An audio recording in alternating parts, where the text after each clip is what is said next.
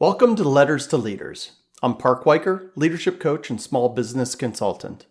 Through my work with leaders at every level, I spot the same recurring challenges, and I write letters addressing them directly and practically.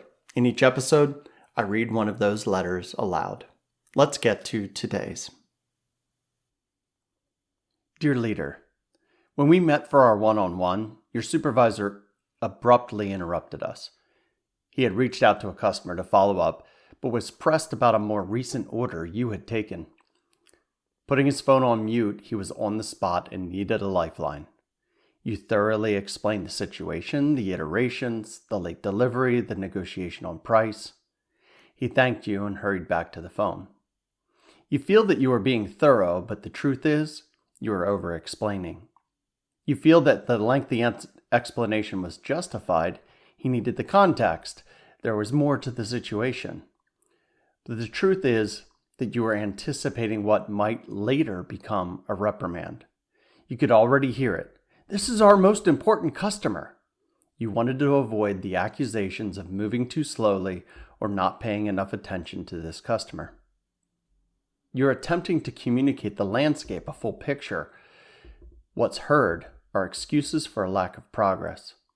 Saying too much is undermining your authority and sowing doubt. You appear unsure, and generally, you are unsure. You're hedging. And while this example is about the boss, it happens with the team too. But don't worry, it's not just you. In the military, there's a saying, bottom line up front. Let's remember it as BLUF. Essentially, this means that your final sentence, summing up your report, should be placed at the beginning of your communication, and everything else should be dropped. The second concept is that your report should not prompt more questions. It should answer the question thoroughly and satisfy the need of the requester. This may take some practice. Start tuning the skill by taking a breath before you answer. In our situation, there's only one thing the boss cared about, that this customer's order was being actively attended. In this example, the correct answer was, their order will be completed today, along with a touch to a copy of the order on your desk. That's it. This behavior can feel dismissive and curt and maybe even a little disrespectful. But what you'll find is that your ability to quickly and concisely answer questions instills confidence in all with whom you interact. Avoiding unimportant detail, people can move on quickly, less to interpret, and less opportunity for misunderstanding.